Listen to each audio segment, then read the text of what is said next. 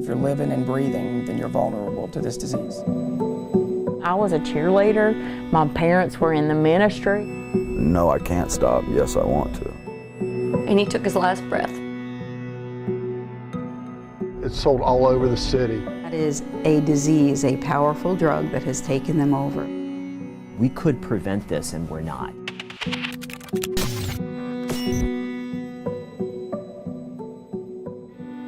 The opioid crisis, words we hear a lot these days, but do we really understand them?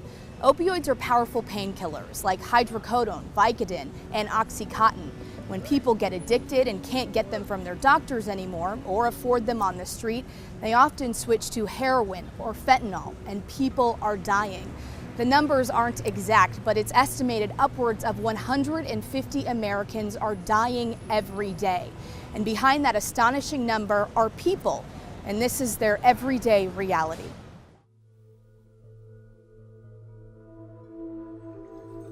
In 2005, he had a knee surgery and got a couple of pain prescriptions filled after that, and then couldn't get them anymore, so started to get them on the street, and then that went into snorting heroin. And I had it all set up in my head on how I was going to handle that phone call. Didn't play out that way, but I would play it out in my head trying to control some of that fear. Tell me about that day that you did get the phone call. I didn't get a phone call. You didn't? No. He came home the night before, happy to have seen friends, and had a long conversation with my husband and had a long conversation with me about his sobriety.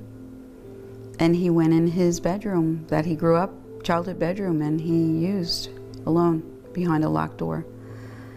And he died. And my husband had to kick the door down the next morning when we realized he wasn't answering. So I saw him, face down, kind of like on the couch, on his knees.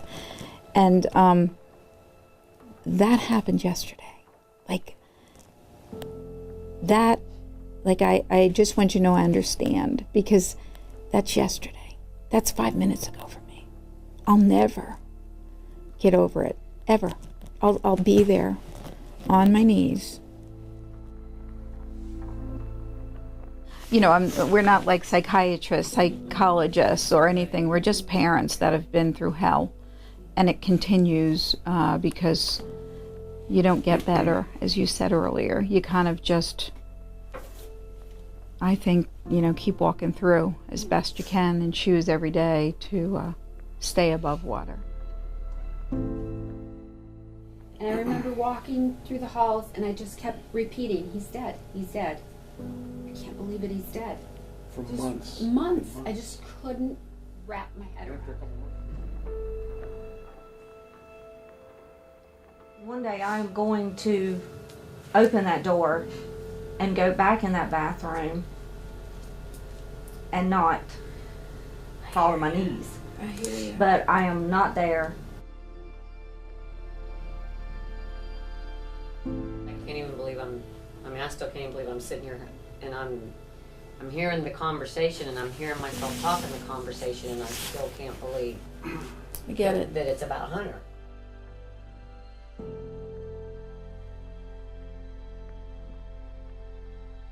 Thank you for letting me be here. This Glad is the you're first here. time I've been around other people that have suffered this kind of loss.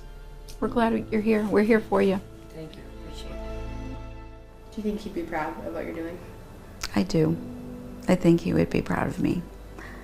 At first it was a struggle. I thought, oh, I'm telling all his personal business.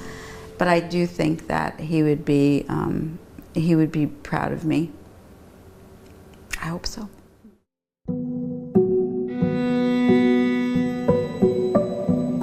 Do you care if you die? I care because I have so many people that love me. If it wasn't for them, no, I probably wouldn't.